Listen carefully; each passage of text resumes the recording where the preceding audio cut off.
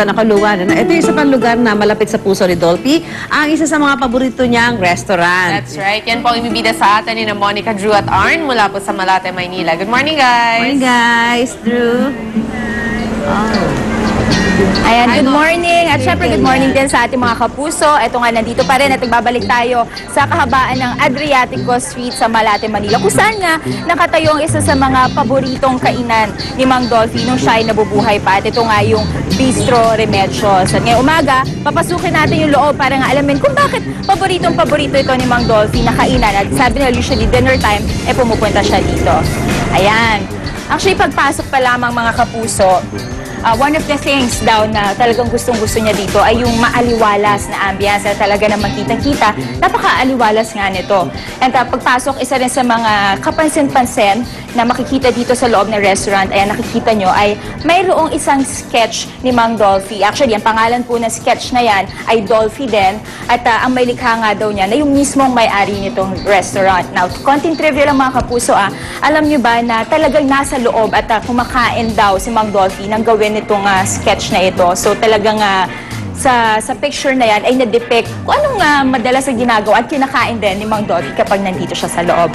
Now, just a few spaces from that picture or from that sketch, ay makikita naman itong isang letrato ni Mang Dolphy. Ayan, actually, it's a cut-out article kung saan naman pinapakita yung, actually, it's an article na nagpapakita nga kung gaano ka-paborito ni Mang Dolphy itong restaurant. And also, dito feature yung mga paborito niyang pagkain. At in fact, may ipapakita namin sa inyo dahil meron daw isang dish dito sa loob ng restaurant na pinangalan mismo sa kanya. At ito mga kapuso, napag-alaman natin na sa tuwing pupunta daw dito si Mang Dolphy, ay meron siyang isang particular spot na laging inuupuan at paborito. At ito nga, itong upuan na yan. Ayan, try natin siyang upuan. Itong table na ito at itong upuan na ito, dito siya madalas umuupo habang naghihintay ng kanyang order. At ang gustong-gusto nga daw niyang ginagawa habang naghihintay ay syempre makinig sa kanyang paboritong trio dito na Remedios Group.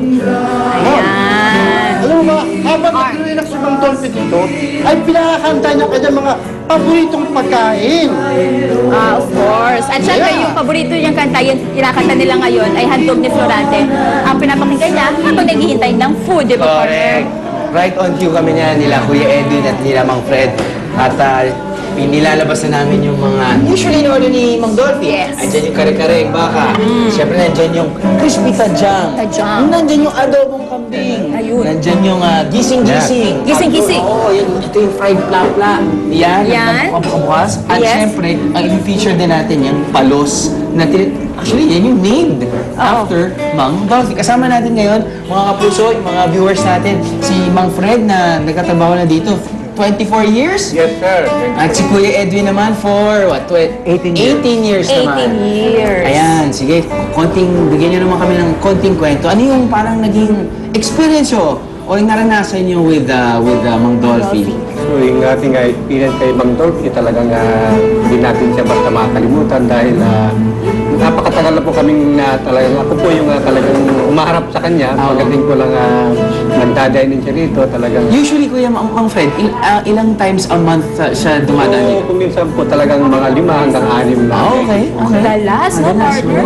Habang siya po ay nanggagaling sa taping ng kanyang sa TV. So, Dadaan siya dito? Hindi po naiwasan na dumadaan po dito. Oo. Talagang pinapakita niya yung mga paborito niya. Kuya Edwin, ano po yung naalala niyo kay Mang Dolphy? For me, yung experience ko, yung unforgettable experience ko, yung I was given a chance na mabigyan ng pagkakataon at makasama si Sir Dolphy. Yes. Na bilang magturo ng flambe yung sa pelikulang Tatay Nick. So nakasama ka dun sa... Actually, hindi. I just teach yung nagturo lang ako. Dahil nga, nakikita ka niya dito? Dati nakikita ko sa restaurant. Okay. It's an unforgettable experience for me. Naku, alam mo, ang dami pa natin pwedeng tanungin, pero kailangan natin i-cut short tong segment na to. Pero sa aming pagbalik mga kapuso dito sa Adriatico Street sa Malate, mas, I guess, malalaman natin yung more casual conversations ni Mang Yes, Dolphy. kung paano ba si Mang Dolphy behind the camera. That's right. Alright, balik naman tayo sa... Magbabalik po ako ulit yun. Sarap tikman to, no? Ito, palipalos.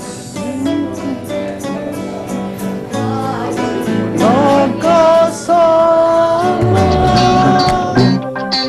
Produktong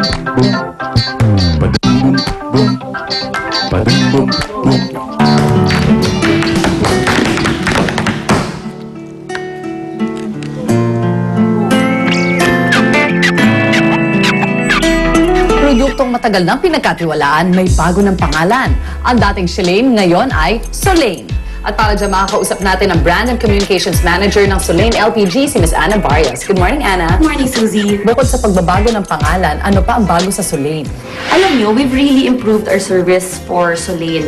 Dati sa Shalane, pag umorder kayo sa hatid bahay hotline namin, we always do our signature 7-point safety check to check na rin yung LPG system niya sa bahay that it runs well, no? But now, we've also added, now with Solane, we've added a new, and kami pala yung gumagawa nito, a new service which is yung Timbang Challenge. Yung Timbang Challenge, yung hatid bahay rider namin, i-weigh niya sa harapan ninyo using a handheld digital weighing scale na calibrated na rin naman po ito to check that you really get 11 kilograms and you get your money's worth. Aside from that, bago po siya aalis, iaabot na rin po sa inyo yung bago ninyong Solane Loyalista Plus card. The card that has 8 slots at the back for either a Solane collectible item or food item. And this is valid until December 31, 2012. Wow, ang dami namang good news niyan. Thank you so much, Ms. Ana. You're welcome. O ayan na, remember, Shalane is now Solane. The quality you trust, now with Solane.